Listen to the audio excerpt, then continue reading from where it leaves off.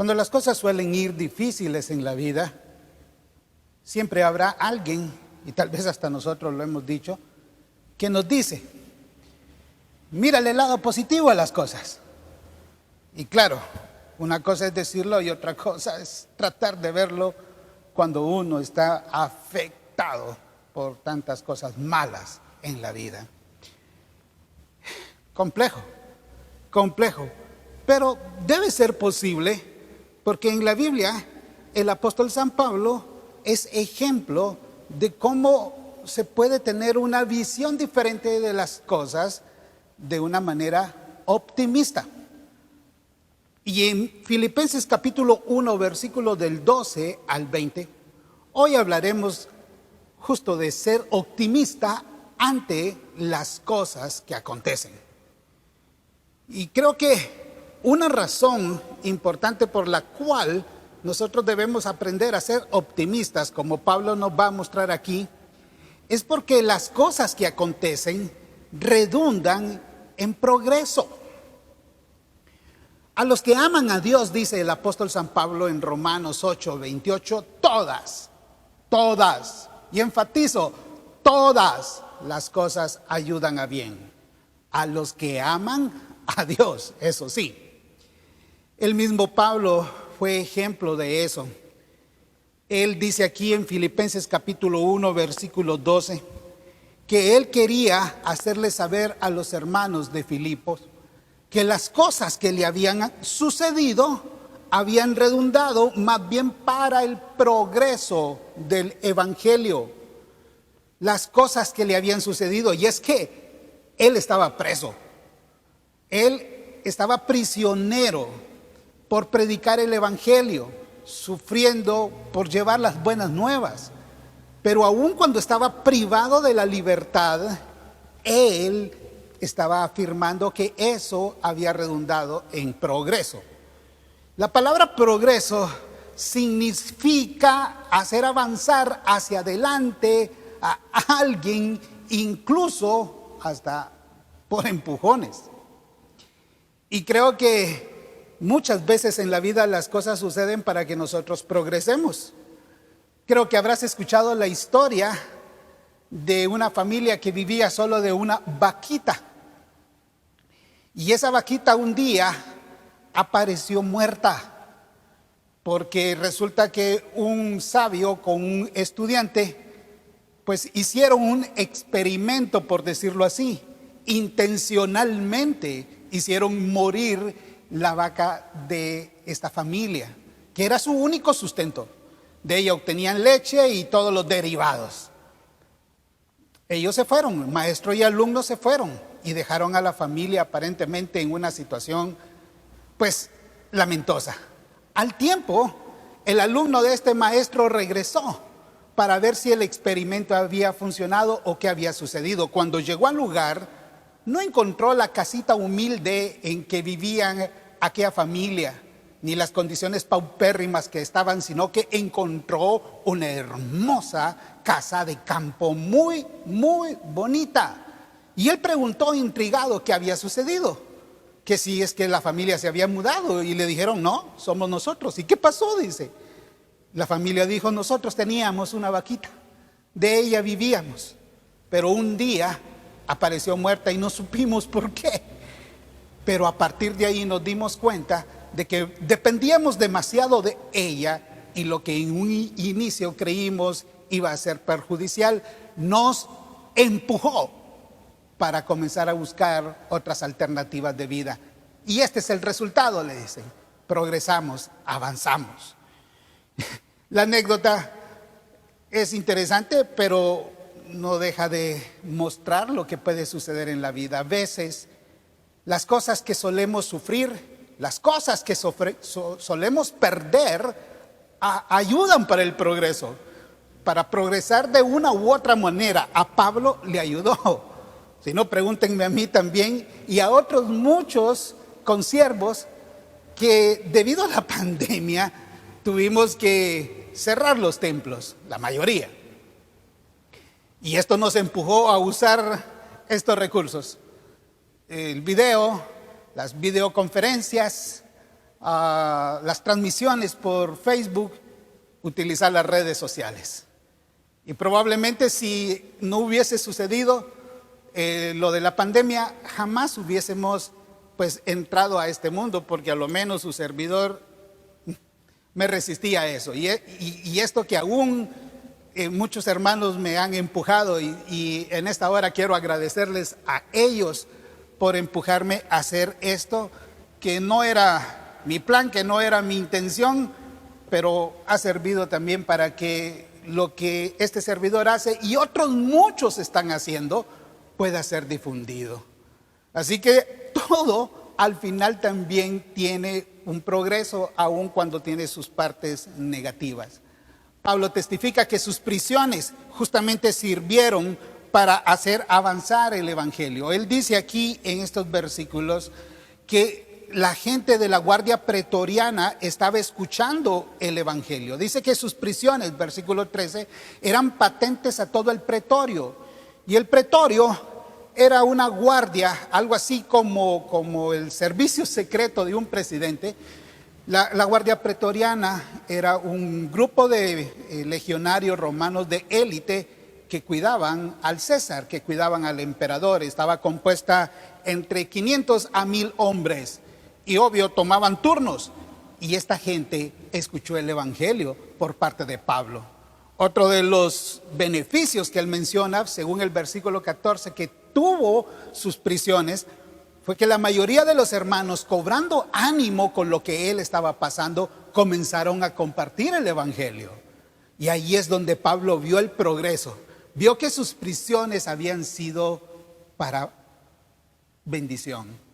Yo quiero decirte que lo que hemos pasado en nuestro país, en el mundo, lo que tú pasas de manera personal, nosotros podemos verle el progreso cuando comenzamos a apreciar que Dios nos empuja en una dirección particular. Él quiere que avancemos en la vida. Y muchas veces deben pasar cosas difíciles para empujarnos, porque los problemas, los acontecimientos mueven, como dicen, nuestro estatus, nuestro modo de vida, nos sacan, dicen muchos, de nuestra zona de confort. Y cuando salimos de esa zona de confort, entonces somos obligados a ser creativos y a buscar maneras para avanzar, para progresar. Así que Pablo encontró eso. Aún a pesar de que incluso, dice él aquí, algunos comenzaron a predicar a Cristo por razones equivocadas. Algunos, según dice el versículo 15 de este capítulo 1, comenzaron a hacerlo por envidia, por contienda, como por competir con otros, a ver quién habla más del Señor. Según el versículo 16, dice que lo hacían incluso hasta por contención. Otra vez, la idea de competencia. Y dice que no había sinceridad en sus acciones, sino que esas actitudes estaban más bien añadiendo aflicción a sus prisiones. Pero en cambio habían otros que sí lo estaban haciendo de buena manera. Pablo habla aquí en estos versículos de los que lo estaban haciendo por buena voluntad, con todo el corazón, con todo el ánimo desde el Señor. Y según el versículo 17, lo hacían por amor a Dios, por amor al evangelio. Hermoso esto, porque otra vez nos recuerda que nosotros podemos sacar progreso de las cosas que nos pasan. Incluso podemos encontrar gozo a pesar de todo lo que sucede. Según el versículo 17 y el 18, Pablo dice que no obstante, por pretexto o por lo que fuera, Cristo es anunciado y en eso él se gozaba. Hermoso, porque cuando estamos enfocados en lo importante, no vamos a permitir que ni las cosas que pasen, ni lo que las personas hagan nos roben nuestro gozo. Pablo bien podría haberse sentido incómodo por la gente que estaba predicando de una manera equivocada, pero él dice: lo que a mí me importa es que el evangelio sea predicado y en eso me voy a gozar. Y cuando uno tiene una visión, un enfoque correcto de las cosas, de la vida, uno se goza en lo que realmente vale la pena, y aquellas situaciones y personas que estén siendo incómodas, pues entonces no van a robar nuestro gozo. En 2 Corintios, en el capítulo 12, versículos 7 al 10, también aprendemos del mismo Pablo que nosotros podemos gozarnos y gloriarnos, dice él ahí, en nuestras debilidades, en las necesidades, en persecuciones, en afrentas, en angustias. Porque cuando todas esas cosas suceden nos muestran que somos débiles. Y esa debilidad nos hace buscar a Dios. Y al buscar a Dios y depender de Dios nos volvemos fuertes. Mis hermanos, por eso es que podemos ser optimistas ante las cosas que acontecen. Porque esas cosas redundan en progreso. Pero además podemos ser optimistas porque nuestro Cristo es glorificado en medio de todo lo que pasa, en medio de todo lo que sucede. Él es exaltado. Y en el versículo 19, Pablo dice, porque sé que por vuestra oración y la suministración del Espíritu Santo, esto redundará o resultará en mi liberación. Y que Cristo, dice, será magnificado en su cuerpo o por vida o por muerte. Estos textos nos muestran que, al igual que a Pablo, Dios nos ha dado grandes recursos para que nosotros en medio de las situaciones duras podamos, pues, sacarle provecho. Y esos recursos son la oración de otras personas. Pablo estaba seguro que los creyentes de Filipo oraban por él. Clamaban por él para que fuese liberado de la cárcel. Y él confiaba en esa oración y agradecía esa oración.